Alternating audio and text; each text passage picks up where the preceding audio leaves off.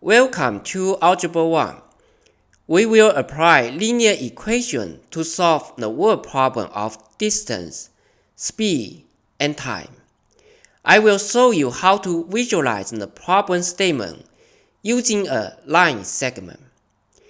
Then we can use the line segment to set up an equation and solve the problem. Let's first look at the relationship between the distance, speed, and the time. D equal V times T. D is the distance, V is the speed, and T is the time. Speed is the magnitude of the velocity. So velocity has direction. Speed has no direction information. With this formula, we can apply it to solve the word problems. Two friends are 18 kilometers apart, and they start walking toward each other at the same time. The first friend will walk at the rate of 5 kilometers per hour. The second friend will walk at the rate of 4 kilometers per hour. How long will it be before the two friends meet? How far will each friend walk when they meet? Since the problem asks how long will it be before the two friends meet, so we can assume it will take T hours for the friends to walk before they meet. With this assumption, we can now draw the line diagram to visualize the problem statements. Let's look at the first sentence of the problem. Two friends are 18 kilometers apart and start walking toward each other at the same time. So we can draw a line to represent the distance between two friends, which is 18 kilometers apart. And they start walking toward each other at the same time. So the first friend will walk from left to right directions. The second friend will walk from the right to left directions. They will meet in the middle. Now let's look at the second sentence. The first friend walk at the rate of 5 kilometers per hour. So we know V1 equal 5 kilometers per hour. And the second friend walk at the rate of 4 kilometers per hour. So we know V2 equal 4 kilometers per hour. Since both of them start walking at the same time, and they will also meet in the middle at the same time, so both of them will take T hours to walk before they meet. If we know the speed and the time, then we can know the distance each friend travel. So D1 equal V1 times T. We know V1 is 5 kilometers per hour. Time is T hours. So D1 also equal 5 times T.